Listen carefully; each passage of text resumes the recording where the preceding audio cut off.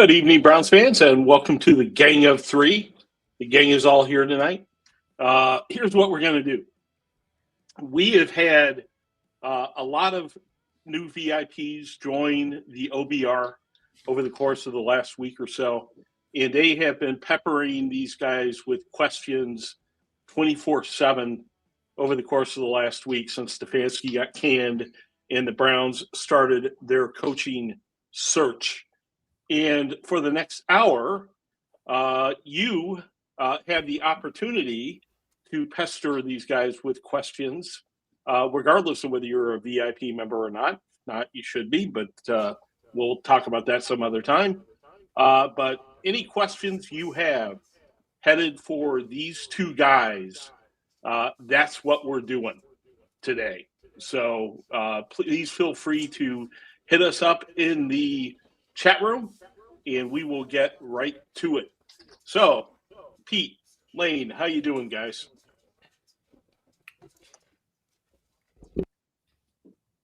Pretty good, I guess. At any rate, the Cleveland Browns are continuing on their head coaching search for a week now, and it looks like it's going to take more than another week to finish it out. Today, the team interviewed Mike McDaniel. They submitted an interview request for Grant Udinsky is how you pronounce it. Nailed it. Love his chances based on that. And the Ravens have expressed interest in Jim Schwartz.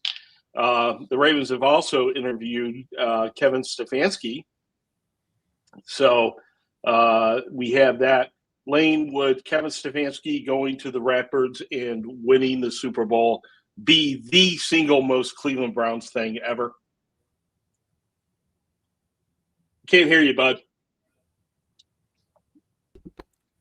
It would definitely rank right up there with the all the misfit things that have happened with this organization. That's exactly right. That's exactly right. As Fumble 13 puts it, if I can't pronounce your name, you don't get the job. So there you go. Not looking good for Grant at this point based on that criteria. Let's go straight to the questions. That's what I want to do tonight. I just want to fire questions at these guys and see what's going on. Fumble 13 writes, I've heard various people say the Browns are telling coaching candidates they would like to keep Schwartz. Would that then rule out hiring a defensive-minded head coach? I've seen that logic expressed several times on the interwebs, Pete. Do you agree with it? No, but it does present sort of some challenges with that hiring process because the idea is if you're a head coach, you probably want to put your fingerprints on the organization. And if you were to move into a house that's pre-furnished and you're basically told, don't touch anything, we like it how it is, you may not be super excited about that situation. So they're going to, I mean, Andrew Berry has said flat out, they want the best leader and all these other elements, which could be a defensive head coach. But if you have some vision of what you want this team to be that doesn't fit with the defense they have now, that could get real tricky in a hurry. And it sort of, I don't think it necessarily rules out a defensive coach. There are some guys who could come in here and run defenses really well with the personnel that the Browns have. But it does certainly, I think, slant the search in a different direction just based on that. Because if you're an offensive coach, you might be real. You know, one of the selling points, as much as the Browns have real questions about can you get a path to a quarterback and all these other things, you get to look at this offense, and outside of about Harold Finn, Quinshon Judkins, Jerry Jeudy, you get to basically do everything you want with the offense. You can transform it however you want. So there's a lot of there's all kinds of room for activities on the side of the ball. So I think it's potentially more appealing for that. It allows you to sort of conform to the vision they have, or at least leaves that opportunity open. Yeah. Same question to you, Lane. You buying that logic?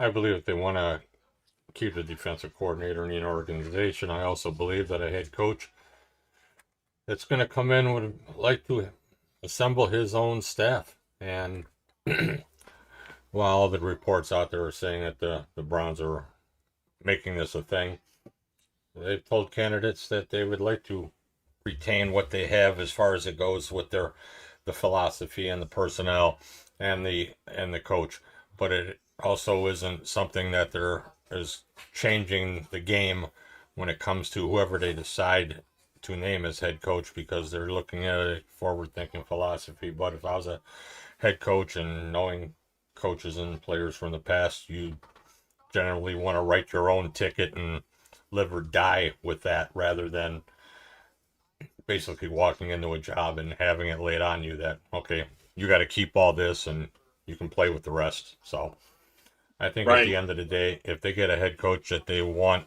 and he wants to retain Schwartz or try to retain him, which is really going to be up in the air because it's going to be difficult for him to pass on another time where he was a head coach was out there and he was bypassed. So I'm not too sure how that's all going to work out when we get to that point. Right. Right.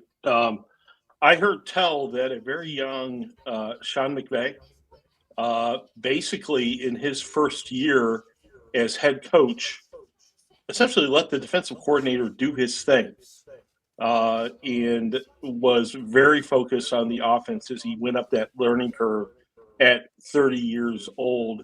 Does that tie to anything that you've heard, Pete? And is that perhaps a rationale for hiring an Udinsky or Shieldhouse or one of these other cleverly named head coaching candidates? I think there's a certain appeal for those candidates where they can sit here and go, "Oh, you've already got this side of the ball taken care of. Great, I can just do this element." That's absolutely a possibility. It's just a question of who that person is and if they like Jim Schwartz and if they want to operate that way. Certainly, it worked for Sean McVay. That was a good setup. They had what's his face, the old defensive court, Wade Phillips, that was able to sort of help him out. So yeah, it gave him a nice soft landing that allowed him to eventually find the people he's got, and they've gotten a really nice train of smart defensive coaches that have walked through there. So I mean, that's certainly a way to do it. Again, I think it sort of slants the coaching search in a particular direction. But like, let's say it's John Harbaugh, the guy that everybody's pronouncing to be some savior. Maybe he's another guy who might love the idea of just being like, great, Jim Schwartz is here. I'm going to run with it. My goal is just to win football games as fast as possible, and retaining that element is the fastest way to do that. So I'm not going to mess with it. So it's certainly a way to do it. There's going to be candidates who like that opportunity, that like that setup, and just get to go, oh man, I get to do nothing but build my offense. Great. But what you want to avoid, and what the Browns are going to have to try to avoid, is they get into a world where they're dealing with factions and they have, the offensive side of the ball versus the defensive side of the ball, and the guys that have been here versus the guys who are entering the building. They want to avoid that as much as possible. So they've got to have some clear understanding of how that's going to work, what people are happy with, as opposed to doing it because they are just sort of trying to get through it. Yeah, it's it's difficult with the number of candidates that the Cleveland Browns have to, essentially say there's a school solution at any point. But one of the combos which has been suggested is that McDaniels, the team loves for his offensive mind, and Jim Schwartz, and that McDaniels might be open to letting Jim Schwartz stick around. How does that combo grab you there, Lane? Well, it'd be interesting because the Browns have been so offensive deficient in various areas. So it would be interesting with the Schwartz-McDaniel combo. I don't see that happening. I think it's either McDaniel's going to get the job or he's going to go elsewhere, because Cleveland is far from a destination where you want to even attempt to build your hat or rebuild your hat on being an offensive coordinator in Cleveland, with the questions that are there. And there's opportunities out there for him. Detroit is all over him. It's going to be interesting to see what happens there. Cleveland got an interview today in with McDaniel, so we'll find out how that went here, hopefully in the next 12 to 24 hours. I wouldn't expect it to happen, but this is the NFL, and anything can surprise. Yeah, absolutely, absolutely. I could not at this point predict where this thing is going to go. There's a real diversity, a real range of candidates available from the 60-year-old guys who've been there to Shieldhouse, who turns 30 tomorrow. Well, But the Cleveland search is a lot of the same. They're looking at a lot of younger guys who may not have held that a position where they're calling plays or they're responsible for this, but they're looking at a lot of guys that are bright, energetic, guys that are associated with organizations, offensive teams, coaches that are in that evolution of offensive football. Who, while people don't understand and know that because they just haven't been an offensive coordinator, doesn't mean that they don't have that expertise. And the fact that a couple of these guys, one coming from the Rams and Udinski from Jacksonville, is that they do a significant amount of all that prep that gets to that point for what happens on game day. That's a major part of their responsibility. And what it really comes down to is you don't got to call plays to be effective or efficient. You just got to be able to lead. You need to be able to organize and be a leader of men. And that's the question that you have to find out about all these guys, especially the younger guys that haven't been in that role, but have shown the character traits that they could possibly be that guy. Right. Hey, we're getting a lot of good questions in already. Keep pouring them in, guys. We've got another 45 minutes left to go, 50 minutes left to go. So keep the questions coming, and we will keep setting them up and knocking them down. Matt Macklin, Pete, writes in and says, is there any chance the Browns make Harbaugh's Final Four? Boy, there's a lot of pessimism about this out there. A lot of people saying that he definitely wouldn't consider them, but what do you think, Pete? Well, I think the framing by certain reporters who I will not name has made the Browns sound like a terrible franchise and have no shot. Look, I don't think the Browns have a good shot to land Harbaugh. Can they make the Final Four? Sure. Are they going to make the Final Three? Probably not. But like the element here is that I'm, at least from my standpoint, I'm okay with that. John Harbaugh is 63 years old. John Harbaugh is not trying to wait around and build something. Not say they can't or won't, but chances are he wants to get up and going. And when you're the Browns and you can offer him a great defense and you can offer him a very impressive draft class, but you have no obvious path to the quarterback position, if you're John Harbaugh, you have to sit there and go, how long do I really want to wait for this thing? I want to get up and go. That's a tough sell. There are better opportunities relative to being able to compete and win right now. There are chances are those are going to be better than what he has. The biggest thing the Browns can offer for John Harbaugh is if he wants to bring Todd Monken with him, they have the ability to give him that. If he's already happy with having a defense in place and ready to go and being able to focus all of his attention on the offensive side of the ball, they've got that. They are probably, I think the power dynamic is probably negotiable to a point. I don't think the Browns are. I'd be surprised, but I'd be really surprised. I'd be really surprised if the Browns threw everything out for the sake of John Harbaugh. One, that's not why the Ravens were good. The Ravens, had a really strong organization, which is part of the reason John Harbaugh was successful. The Browns don't ? So, that's sort of the deal there. So I don't expect the Browns to get John Harbaugh. I don't think it's a very good fit for either side at this point, but I'm not going to rule it out. He has ties to this area. He has angst. I can relate to the idea of operating on spite. There may be part of that. And he may sit there and look at a guy like Myles Garrett and go, I had to deal with this guy twice a year for however many years. I'd really like to be on the other side of this thing. So we'll see. Yeah, it'll be interesting to see how much whether the Browns make the cut. They gave him, according to Albert Breer, a telephone pitch for an hour. I don't know if that's accurate. I think that was reported by the OBR originally. Actually, we talked about that actually before that. So, if we're going to credit people, shoot that at Pete and I because we've been pounding that. All right. Well, you guys were first with it then. There is Harbaugh has a career record of 180 and 113, and he's got one Super Bowl Good. under his belt. Yeah, Sure it's does. pretty good. What year There's was another that Super candidate. Bowl? 2012. 2012. 2012. How Yeah. old was Harold Fannin in 2012? You know, it's the same thing.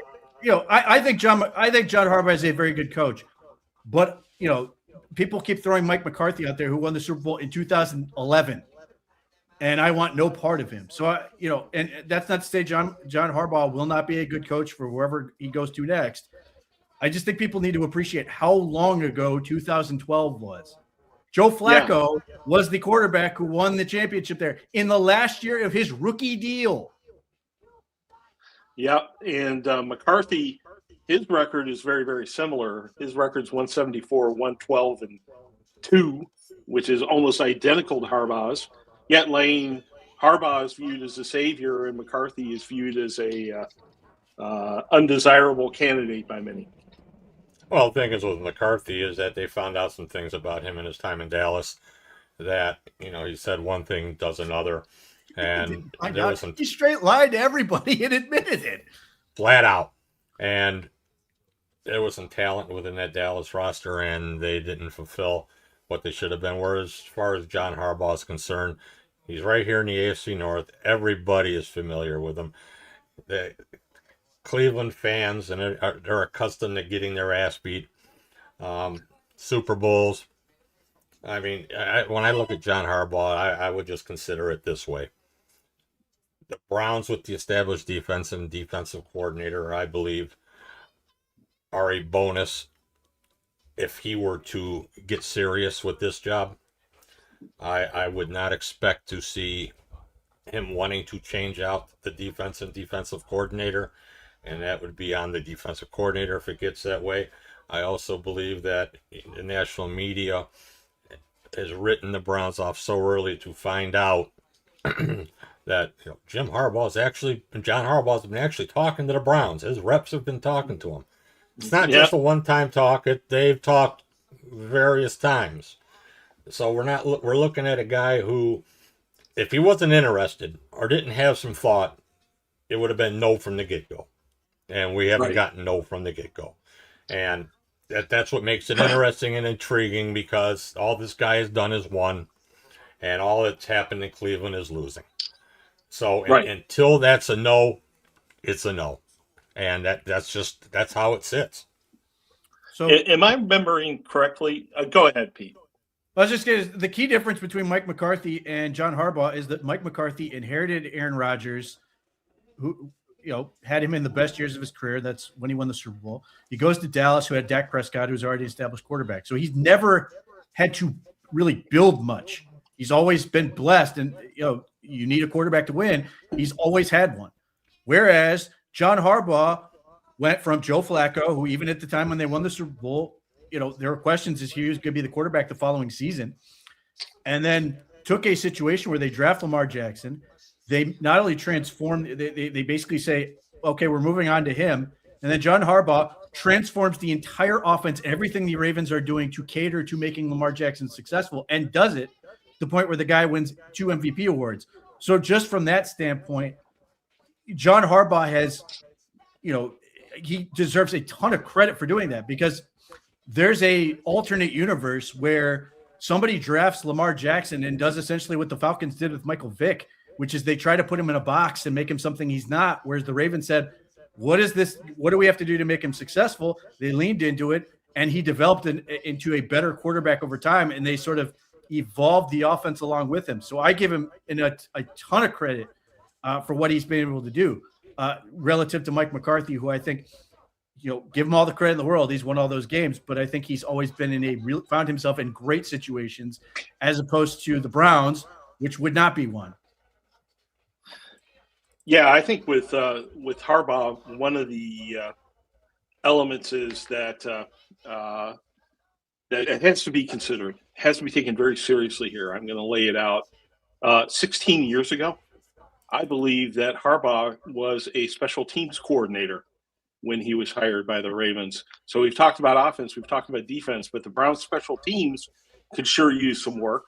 And I'm assuming that Harbaugh takes that very, very seriously. Does that have any impact on it at all, Lane, or do you think it's inconsequential? I think it's inconsequential. I think what's going to come down to is them identifying the right coach with some sort of background that fulfills the need that they want and see, that joins coaching and front office together, and something they can build upon.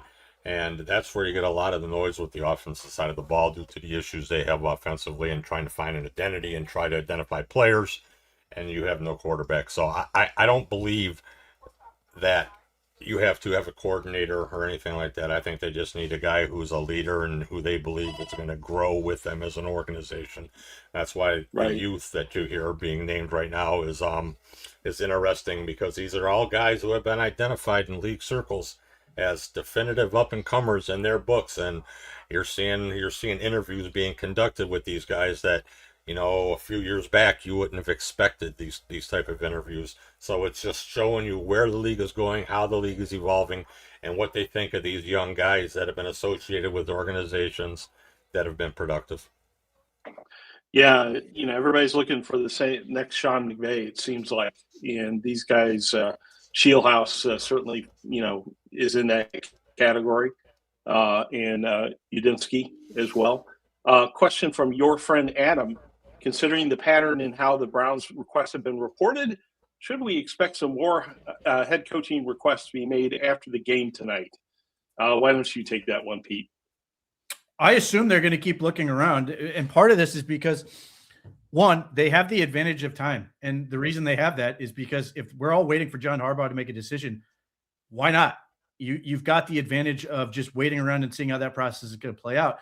And not only do I think the Browns are going to interview more candidates or request more interviews for candidates, looking at the guys they've requested interviews for, they aren't going back to guys they've talked to in previous searches, either head coach to this point or even coordinator searches from the coordinator hires they've made. For example, Robert Saleh was interviewed in 2020.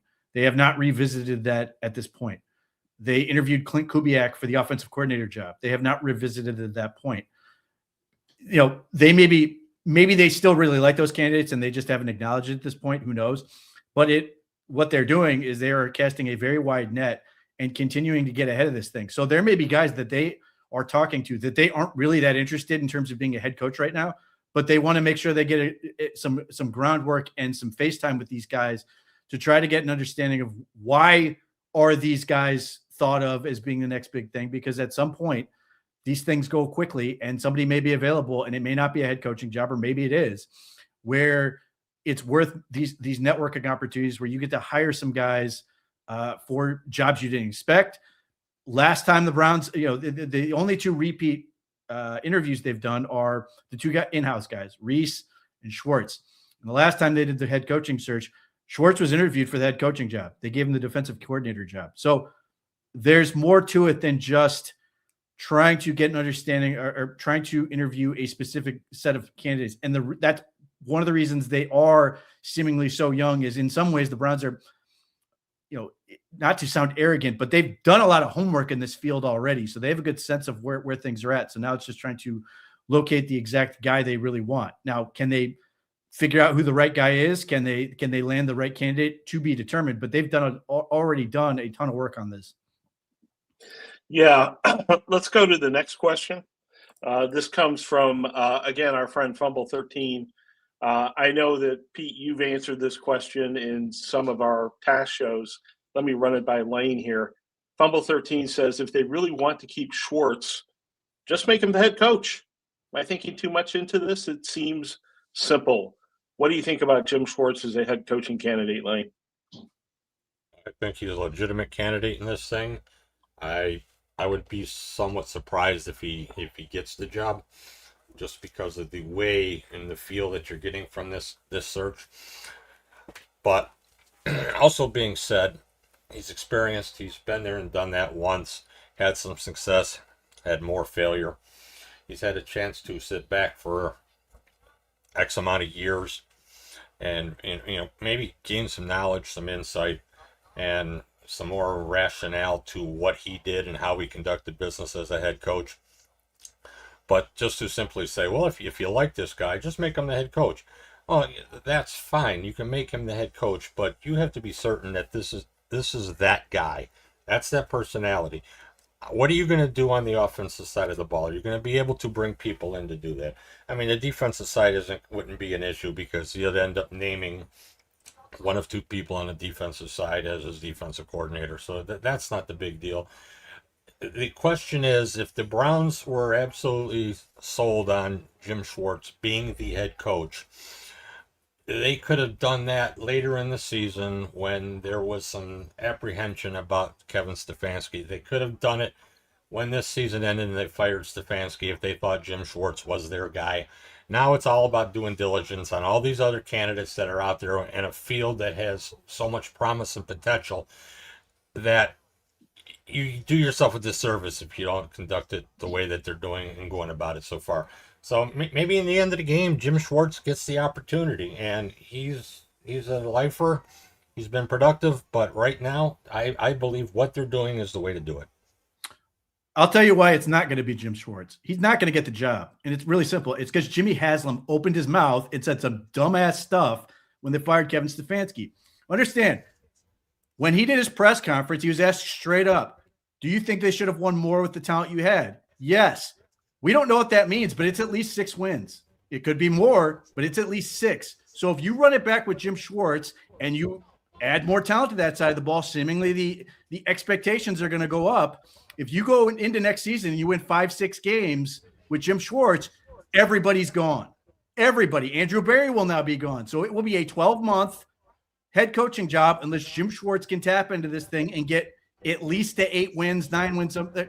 You can sit there and argue, well, Jimmy Haslam's words mean nothing ultimately because Jimmy Haslam can change his mind as much as he wants, but he has the foolishness to put it out there to go, Kevin Stefanski didn't win enough. So if you do less or just as good with the guys who are everybody else but him, then you put yourself in a position where now not only is Jim Schwartz going to be gone, but now Andrew Berry's got to go, and now we got to blow up the whole thing because they made the owner look like an idiot because the owner had to shoot his mouth off, as he often does. He did the same stupid thing with the owners meeting this past year where he told the fan base, hey, this is going to take a while.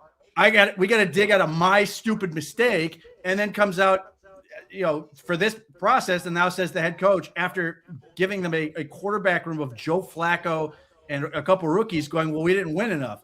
This is the problem. He is very bad at messaging, and he's terrible with patience. So, I would be stunned if Jim Schwartz got the job for all the reasons I just mentioned.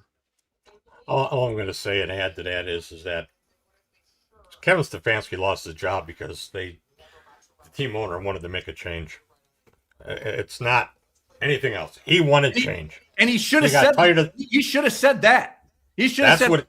He should have said, "I'm tired of looking at Kevin Stefanski's face." It wouldn't have been popular to hear that, but that's ultimately what he should have said, because instead he twisted himself to a position where I don't think he wants to be in. They want to change, and his front office hands right next to him agreed with it because things had gotten stale, and it was time to make a change. Jimmy Haslam often just says what's at the top of his mind, and that can get him in trouble. Yes. Did they win enough? No.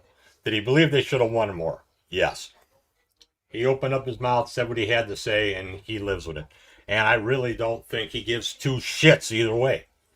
He wanted to make the change. He made the change. And that's all there is to it. And now we're, back in this thing. Are we trying to push square pegs and round holes? We're going to find out, because right now this thing's wide open, and it's going to remain that way until they get some clarity on a couple things.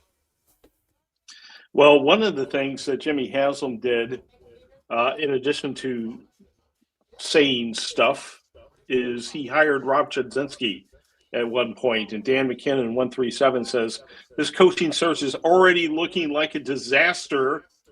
Feels like the Chud one. Are you getting memories of that in your mind, Pete, when you think about this coaching search? No, and part of the problem is one, the second you fired Kevin Stefanski, you're allowing somebody else to hire a two-time coach of the year with the only playoff game and everything else. And that was already going to be a step down for whoever the Browns hired. And then you now add in the John Harbaugh element, which wasn't present when they fired Kevin Stefanski, even if that might have been a possibility.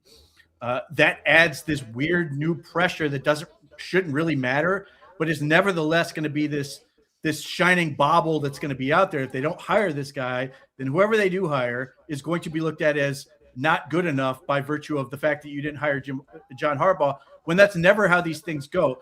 I don't have a problem with the search. I mean, I still hate the fact that they hired that they fired Kevin Stefanski.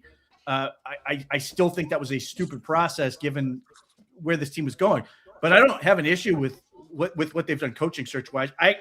I've said all along, I think Andrew Berry will do a good job, or is doing a good job in terms of conducting the search, finding good candidates, and putting them in front of the owner. The question will ultimately come down to, can he convince the owner to hire one of these good options, or will the owner make the wrong choice, which has happened way too many times for this organization? All right, we are halfway through the show at this point, and get the show moving. We got football here at 8:00. I know we got to rock and roll, man. We got to keep this fast paced. We got a lot of questions left, but first, let me say that if you look at the duck in the upper, or goose, I don't know, one or the other, in the upper left-hand corner of your screen, and you use your camera to zoom to the site that takes you to, you will get 60% off your OBR subscription, and you will only get 60% off your OBR subscription between now and midnight. At midnight, the goose disappears or whatever, and we go back to our regular prices. So if you want to be able to talk to these guys 24/7 like everybody else has been for the last week or so, please click that link and head off to the OBR and pick up a very valuable VIP subscription. All right, let's get back to some of the questions we have. Some really good ones available. Chef Brian K wanted to know what time they get to root for CJ Stroud tonight, and that's 8:00, as you mentioned, Lane. For Pete, a little bit of change of pace from the coaching talk. Fumble says, I know Pete loves Lemon from USC, but would he take him at 6? Or is a trade down preferable? Kai Lemon at 6. You're going to get an article on this tomorrow. I would take him at 6 without thinking twice about it. He's that good. Really? He's unbelievable. He at this point, people keep throwing out all these scenarios. Well, what if so-and-so's off the board, so-and-so's off the board, whatever, A, B, and C.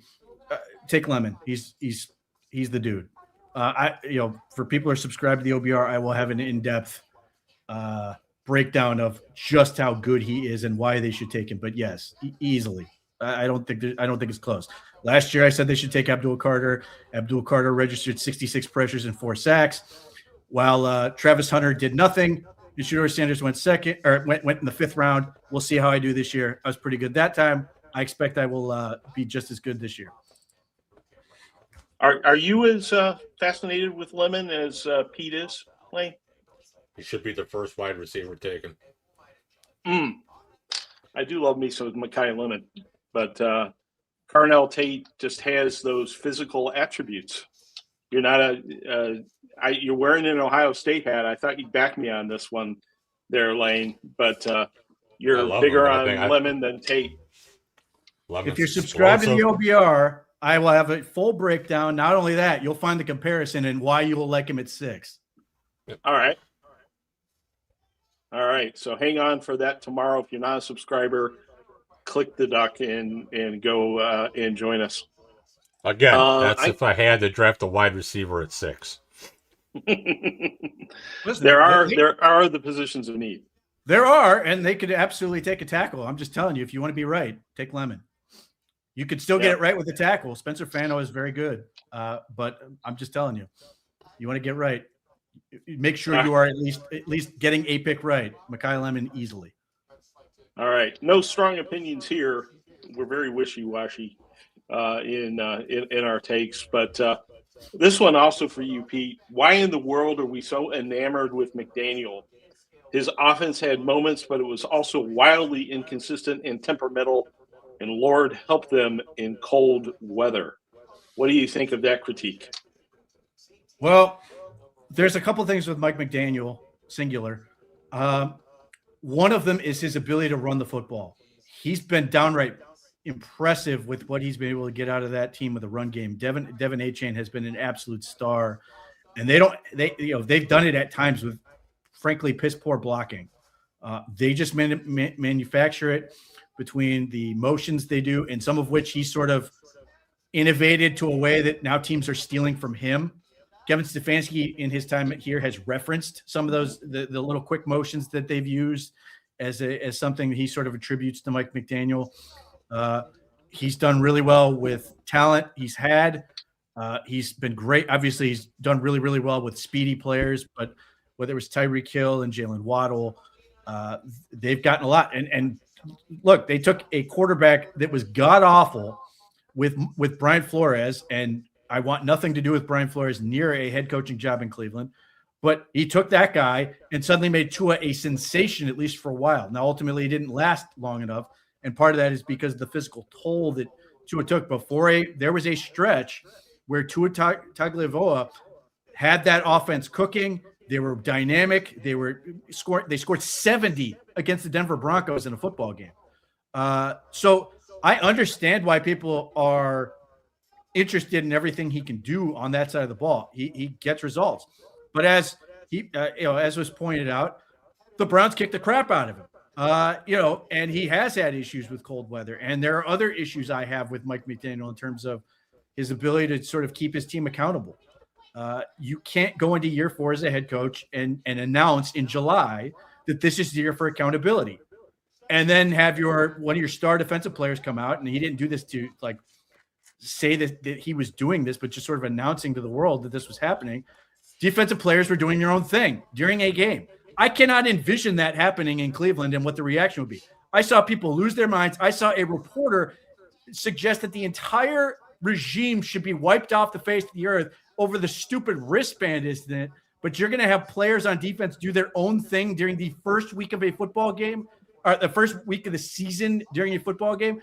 And then in October, Tua comes out and throws the entire team under the bus over all the crap that's been going on in that organization. So this is where I have a challenge with Mike McDaniel, in that he's brilliant. He's a legitimately smart guy, understands offense, understands how to teach, can get a lot out of players, and at times has not had great talent and managed to make it work. But there are other issues, and if you're sitting there complaining, well, Kevin Stefanski didn't hold guys accountable, he didn't hire the special teams coach, which didn't matter. But you're okay with Mike McDaniel. You've not seen anything yet until you get this guy in your building. Now, maybe he will learn from it. Maybe if he can keep Jim Schwartz in the building, maybe Jim Schwartz can handle that. But I think I think players like Mike McDaniel, I just don't get the sense that they respect him to the point where it's a profession of them. They like him. They just don't play for him in a way that's reflective of a consistently professional and competitive organization. Lane, sort of extending that, would you have to pair McDaniel with not only Schwartz, but somebody on the offensive side as well, who's not afraid to, kick someone in the butt if absolutely necessary? Well, it's going to come down to is finding out, what it would be like with him. If you keep Schwartz, then you know what's going to happen on that side of the ball, and that kind of influence and stuff can factor. Offensively, he's going to have somebody that's going to be in there that is more of the accountable based. This is what we do. This is how we do it. And I don't think there's any way around that. And I think that's what's going to be a question with a lot of teams if they decide to talk to McDaniel as the head coach prospect, because the one question everybody's going to want to know is what happened in Miami? Why did it happen? He's made the playoffs. They've been a playoff team. His offenses can be fantastic.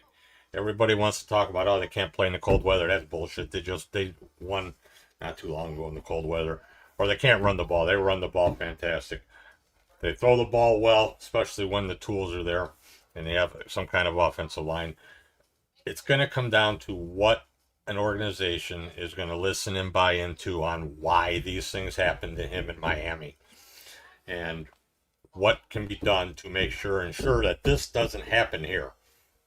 It's going to be a big issue. That's what makes him far less immediately appealing as a head coach to many, is because of what happened in Miami.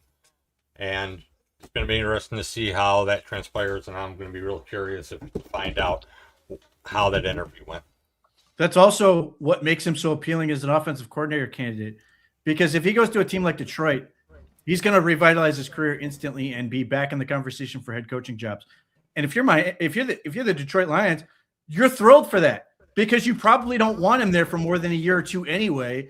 Otherwise, you get into this rut where, you can run into these issues, or maybe they have, Dan Campbell's a strong enough presence to sort of alleviate those issues. But that's why he's great for being a coordinator. He can come in, be a mercenary of sorts for a couple of years, give you a really dynamic offense, and then you can move on to somebody else who's hopefully going to be maybe a longer term thing. But if you're so many of these teams, your turnover is so, every 2 years anyway at that job, it's perfect. Whereas a head coach, ideally, you're trying to get a guy for 7 years or more. All right, let's shift gears back to John Harbaugh for a second. This question comes from Baltimore. He said, Mark says, as a Ravens fan, boo, I think Harbaugh is a good hire if he does not have too much organizational power. He sticks with assistants too long, in my opinion. And do you think the Ravens would regret Stefanski as head coach, is his question. I'm assuming not OC. I'm assuming he's talking head coach. It's every head coach sticks with their assistants too long. That's every fan base complains that guys stick with their assistants too long. Look, if Kevin Stefanski gets that job, he will be good. He is good at understanding how to coach talent. He understands how to get the most out of what he's got. If you sit there and you watch his time in Cleveland, just watch the offensive line and the talent on that side of the ball and what happens over the course of the years he's been here, because it just slowly declines. He starts out with some pretty good players. They add a few pieces along the way, and it gets, 2020 to 2023 is pretty good. And then it just falls off a cliff, and that's what you end up with. And then, you're down to a point where I can think of 3 guys I care about in terms of this offense relative to next year in terms of starting jobs, which is Quinshon Judkins, Harold Fannin, and basically Jerry Jeudy. Everybody else is negotiable at this point. That's 3 guys. That's 8 starters you have to replace, which doesn't even account for depth. And maybe some of the guys they have on this team, like KT Leviston's and the guys of that caliber, can fill out some of that depth. But you're talking about replacing 8 starters. That's where your offense went. It's gone. That sort of leads us to this next question from Phil is not a bot. It's good to know. Forgetting for a moment that we are likely not a great fit for Harbaugh, is he really a good fit for what will likely be the youngest roster in the upcoming season? Interesting question. Do you put the 63-year-old guy in charge of the youngest roster in the NFL? Lane. You're looking for a leader, right? You need a leader of men. You need a guy that is going to be able to not command respect, but people are going to respect him and what he's done. That gives him a leg up when you start on this thing. I'm not worried about the age of the roster or the youth, because that's what you have coaches for, to help develop and bring along these kind of things. So I'm not too tied up with 63-year-old John Harbaugh being an issue or not a fit or can't do the job, isn't the right guy for the job. If he is the same leader that he's always been, and you get the assistant coaches that work with these guys, bring them along, buy in the scheme, work the scheme, Jim Harbaugh will already start paying immediate dividends just because of who he is. And then when you get all those pieces around it, the opportunity to excel, that process is accelerated, especially over what we just went through here in Cleveland where there was issue. So I'm not concerned about John Harbaugh getting the job or not getting a job. I'm just sitting here with the lights spinning, waiting for something to come down so we know what it is. Yeah, understood. Question from Chris. Don't you guys think the Browns have their sights set on someone still in the playoffs? Pete, do you think that's a possibility? Relative to their overall search process, yes. And if you subscribe to the OBR, you know who some of those people are. But I don't think that the Browns are essentially waiting for somebody in the playoffs to necessarily give them a job. I think they just want to make sure that they've covered all their bases. And if they like somebody who's still there, they will hire them. It would not shock me in the least if we get through this and they come back to somebody else. It's right this second. It's really difficult to sort of name a favorite other than basically saying Jim Schwartz because he's already here. And there's the tendency to sort of give him a little bit of a leg up on the competition just because people know who he is versus the unknown. But overall, I think the Browns are pretty wide open in their search process. They just want to be able to conduct the whole thing. And again, like I mentioned earlier, with John Harbaugh taking his time, it gives the Browns time to sort of figure out their options and talk to as many people as possible so they feel good about the hire that they're going to make because, Jimmy Haslam said, I don't know where the countdown is in the 120 days at this point, but we're in that 100 and some odd days that are super important to the Browns. And I the coaching dynamic has changed. The last time the Browns were involved in a real coaching search, the NFL still had a race mentality. The Cowboys raced to hire Mike McCarthy. In the last couple of years, that has really slowed down. I think I don't know how many Browns fans are sort of prepared for how long this process can take because teams are going to be more thoughtful in how they approach the situation and coaches are going to be more thoughtful in how they approach the situation. I think it's been to the betterment of everybody involved. I think the only issue go ahead. No, go for it, man. I think one of the issues that you have here when you're looking at the head coach search is a guy who hasn't been in a true leader type of role, and you're going to have to try to assemble a staff, fill out a staff, a competent staff that you can go forward with. And that's one of the questions that are out there with a lot of these very young people that are, interviewing for these jobs. Are they going to have that ability to secure the staff that you need? And that's a great unknown. And I think that's one of the things that slows that progress down on some of these guys compared to the known guys or the known names or the ones that have been around in these positions before, coordinators and such, because there's a perception of this web that it's easier to secure these type of coaching candidates because we don't know what's going to happen with the staff that's in Cleveland. We don't know, especially with this head coach, whoever's going to come in here is going to get hired. Are they going to be able to retain these guys? Or are these guys just going to go? So that's one of the issues that you have when you get to this time and evolution of the coaching searches and the youth and guys who are not in those ultimate responsible positions. So we're gonna find out how that carries because one of these young guys is going to get hired somewhere. It's going to be interesting to see how that plays out. Yeah, Udinski is an interesting candidate. He was with Minnesota, I believe, when Sam Darnold got resurrected up there.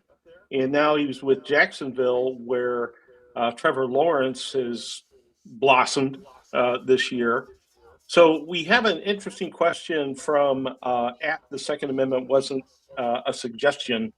Are we underestimating that one of these coaches would try to fix Watson in the Aaron Trapp thinking about drafting a QB? Is that even possible? Let's start with you, Pete. Well, find me any coach who's going to come in and go, I will fix Deshaun Watson for you. And I will it does not it strains credulity on its face. But understand what Deshaun Watson has to do. Deshaun Watson has torn his ACL 3 times. He ruptured and then re-ruptured his Achilles. He looked slow before he ruptured and re-ruptured the Achilles. So his mobility is gone. He's going to look like Aaron Rodgers is trying to run away from Houston Texans defenders tonight, hopefully unsuccessfully. It's not going to be good. He has to reinvent himself as a quarterback. So if you're going to be like, well, they're just going to try to get Deshaun Watson to be 2020 version.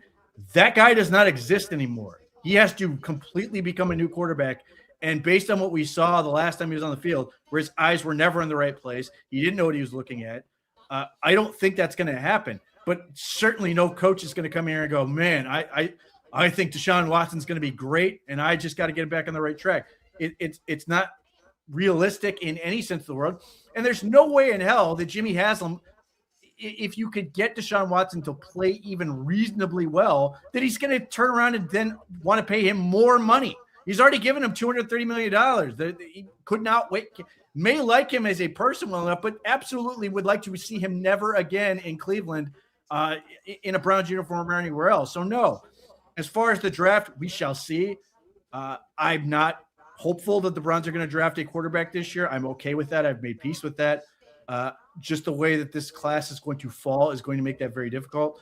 And, everything suggests that the Browns are one of the teams that are, of many, that are already sort of looking ahead to 2027 and going, we're going to see what's going to happen here, as opposed to necessarily overextending in 2026 to get a quarterback we may not love. Yeah, that's a whole nother subject that I think we could talk for an hour about at this point. But we do have someone who wants to talk about it as well, and it's Big Dog 5160. He says, "Good evening. Well, I just want to say, what do you think they're going to do with the quarterback situation? Because in my eyes and my thoughts, Sanders is the best quarterback for them and backups." Do what? What are you thinking? Best quarterback to do what? If it's win football games and be competitive, no. If it's to lose and potentially position yourself for Arch Manning, there's your man. And I got nothing against Shedeur Sanders. I would love nothing more than to develop into a great quarterback. But based on what we've seen to this point, he's not good. He's interesting. There's talent there. There's things that can be worked on and improved, and I'd like to see that opportunity. But it would be a completely unserious organization for the Browns to sit here and go, no, we're good. We're just going to roll with him. They have to make another move somewhere. Most likely going to be somebody else that's already been in the league a while to come in with other improvements they've made on the offense to get this thing going. And if Shedeur Sanders comes in, has a great offseason, and just crushes it, more power to him. You can give him the job, but they cannot, based on what they've seen today, as of January 12th, sit here and go, Shedeur Sanders has done enough, because he was even in his last game. I give him all the credit in the world for leading the game-winning drive. But the first half was Rams' preseason game awful. It was absolutely some of the worst quarterback play of his season, and the game-winning drive was great, but it looked very reminiscent to me of DTR, and DTR, who's apparently getting signed to play in the UFL. So Nobody's going to change the organization based on that. It's great that Sanders had that moment. Good job for that. I hope he develops. I hope he does a great job, but you cannot under any circumstances sit here and tell me that either Shedeur Sanders or Dillon Gabriel is the starter on this team right now without any meaningful competition. And it can't just be a guy like Kenny Pickett. Well, Kenny Pickett is certainly a guy. He didn't make much of a mark this year. Interesting name brought up by our friend from Baltimore, Anthony Weaver, who I believe is getting head coaching consideration from the Baltimore Ravens. And he refers to him as a younger culture hire. Pete, you're fine with that? Look, as we just talked about, what does Miami have a problem with? Week 1 of the season, defensive guy comes out and says, we were doing our own thing. I think Anthony Weaver's talented. Anthony Weaver actually has coached with the Browns before. They are familiar with him. Interestingly enough, they have not reached out to this point on Weaver. If he's going to end up anywhere, it would be Baltimore. He has a much longer track record with them as a possible hire.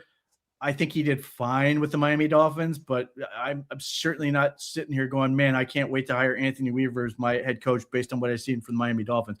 After all, if we're talking about the Miami Dolphins, that means they lost to Dillon Gabriel. So how excited can I get when that's what we're sitting there looking at? Right. I can't take that any further. Let's go to the final question of the evening, and I'll give you guys plenty of time to discuss it if you wish. This is from Kelly Black. Very simple question. I'll start with you, Lane. Who would be your pick for head An coach? answer. I don't have an answer yet. I've Yep. still got to look at Yeah. the names and do the research just like everybody else does. Right now, it would just be too premature to blurt out a name because I think there's a couple candidates that are going to ultimately check every box that you're looking for, and maybe the exception of the experience box. So right now, it's just too early for me. Yeah. Pete, you in the same boat? Yeah, unless you can let me rehire Kevin Stefanski, the answer is I have no idea based on the information we have now, which is just, this is the thing with coaching searches. You get maybe 5% of the information you need, even on guys you're familiar with. Right. There's just you get a couple little tidbits and you try to run with it. Like I can learn all about a guy, but I read a really in-depth article about Dan Pitcher, the offensive coordinator for the Cincinnati Bengals, going deep into his path into becoming a head coach or into the coaching circuit, which is great. It's a really interesting story. It doesn't tell me a damn thing as to whether he can be a head coach, and that's sort of the thing. Is we don't have enough information to make that judgment. All I can tell you is when it comes to some of these guys, there are things I like, there are things I'm curious about, and I don't have a good answer. Yeah, I think I'm in the same position as you guys are. A lot of guys that have very interesting stories, some that, I'm just, sort of off the cuff based on the limited research I've done, not all that fascinated by. Todd Monken would be one of those that, I wouldn't have at the top of my list, but that may have been an offensive coordinator interview in disguise. We don't know. But a lot of interesting stories among this group of coaches. Jesse Minter is very interesting. Udinski is interesting. Shieldhouse is interesting. And Tommy Rees, who's been here, is an up and coming coach, right? So very difficult to at this point go out and say someone's a favorite. And they don't unfortunately tape and broadcast and available the interviews to the public. So we're left hearing what we can hear, and that comes mostly from Mr. Lane Atkins. So Lane, thanks for your thoughts tonight, as always. And Pete, same thing. Appreciate your thoughts as subtle and you don't desire to create waves and stuff like that, which is cool. But do appreciate your thoughts as well. We are going to be back next week on Game of Three. We'll be talking about the next week of the coaching search. In the meantime, remember to subscribe to the OBR before midnight tonight to get the extra deal. And I become a Houston Texans fan in about 60 seconds. So thanks, everybody, for coming. We'll see you again next week on Gang of Three. I don't think I'll ever be able to use it.